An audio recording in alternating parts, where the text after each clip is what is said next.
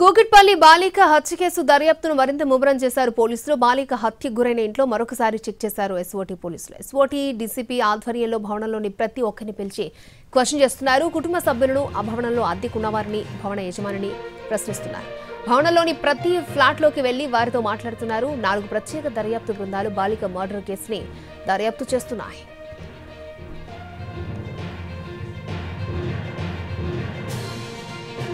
బాలిక హత్య కేసు విచారణకు సంబంధించి మరింత సమాచారాన్ని మా ప్రతినిధి రాధాకృష్ణ అందిస్తారు.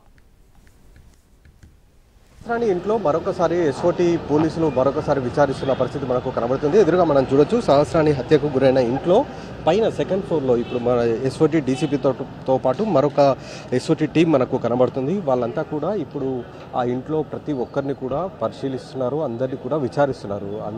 ప్రతి ఒక్కరి నుంచి వివరాలు సేకరిస్తున్న పరిస్థితి కనబడుతుంది. ప్రస్తుతం ఎస్ఓటీ డీసీపీతో పాటు ఒక ఇన్స్పెక్టరు అలాగే మిగతా సిబ్బంది ఎదురుగా కనబడుతున్నారు. ఇప్పుడు వాళ్ళు ఇప్పుడు ఎస్ఓటీ టీం మాట్లాడుతున్న ఏదైతే ఫ్లాట్ కనబడుతుందో సెకండ్ ఫ్లోర్లో అదే ఫ్లాట్కి సంబంధించిన వ్యక్తి ప్రస్తుతం అనుమానితుడిగా ఉన్నాడు. అతన్ని అదుపులోకి తీసుకొని గత 3 రోజులుగా విచారిస్తున్నారు. కానీ అతనికి సంబంధించిన క్లూస్ మాత్రం ఎక్కడా లభించలేదు. అలాగే హత్య జరిగిన ఇంట్లో కూడా ఎక్కడ కూడా ఫింగర్ ప్రింట్స్లో అతని ఫింగర్ లభించలేదు, మ్యాచ్ కాలేదు.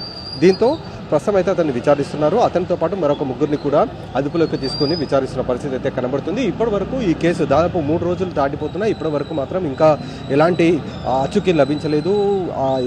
నిందితులు ఎవరనేది కూడా ఇప్పటి వరకు కూడా గుర్తించలేదు. ఇంకా మిస్టరీ మాత్రం కొనసాగుతూనే ఉంది. మరొక వైపు హత్య జరిగిన తర్వాత బయటికి ఇప్పుడు మనం చూస్తున్న ఈ మెయిన్ రోడ్ పైన ఉన్న సీసీ కెమెరాలు కావచ్చు, అలాగే హత్య జరిగిన ప్రాంతానికి సమీపంలో ఉన్న ఇంట్లో ఉన్న సీసీ కెమెరాలు కావచ్చు, అంటే ఇంటికి పక్కనే ఉన్న సీసీ కెమెరాలు, ఈ సీసీ కెమెరాలను అన్నిటిని కూడా పరిశీలించారు. ఎక్కడ కూడా బయటి వ్యక్తులు వచ్చి లోపలికి వెళ్ళి ఆ తర్వాత అఘాయిత్యానికి పాల్పడి వెళ్ళిపోయిన సందర్భం మాత్రం ఎక్కడా లేదు. దీంతో ఈ భవనంలో ఉన్న వాళ్ళు ఎవరో ఒకరు హత్య చేసి ఉండవచ్చు అనేది ఒకవైపు అనుమానం అయితే వ్యక్తం చేస్తూ రావడం జరిగింది. కానీ ఇప్పటి వరకు మాత్రం దానికి సంబంధించిన క్లూ మాత్రం లభించలేదు.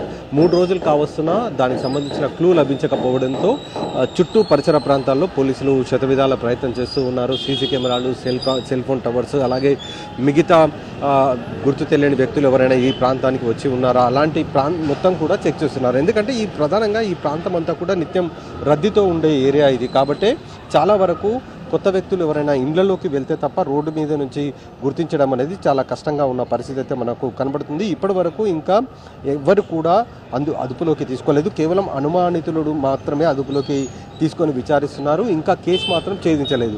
దీంతో మర్డర్ మిస్టరీ ఇంకా కొనసాగుతుందని మనం చెప్పుకోవాల్సిన పరిస్థితి అయితే కనబడుతుంది. 3 రోజులు కావస్తున్నా ఇప్పటి వరకు నిందితులు పట్టుకోకపోవడంతో ఒకవైపు సహస్రాని కుటుంబ సభ్యులు ఆగ్రహం వ్యక్తం చేసిన పరిస్థితి కనబడుతుంది. అలాగే దర్యాప్తు పైన చాలా వరకు నిస్సహాయత, వాళ్ళంతా కూడా ఇబ్బంది, పూర్తి స్థాయిలో దర్యాప్తు జరగట్లేదన్న ఆరోపణలు చేస్తున్న పరిస్థితి మనకు కనబడుతుంది. కానీ పోలీసులు మాత్రం ప్రత్యేక టీంలను ఏర్పాటు చేసి అధికారులు ఒకవైపు నిందితుని పట్టుకునేందుకు గత 3 రోజులుగా నిద్రలేని రాత్రులు గడుపుతున్నారని మనం చెప్పుకోవాలి. ఎందుకంటే 3 రోజులుగా ఈ ప్రాంతాన్ని అంతని కూడా జల్లెడ పడుతున్నారు.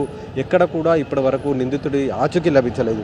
అలాగే రూమర్లు ఈ మధ్య కాలంలో గత 2 రోజులుగా స్ప్రెడ్ చేస్తున్న పరిస్థితి ఉంది.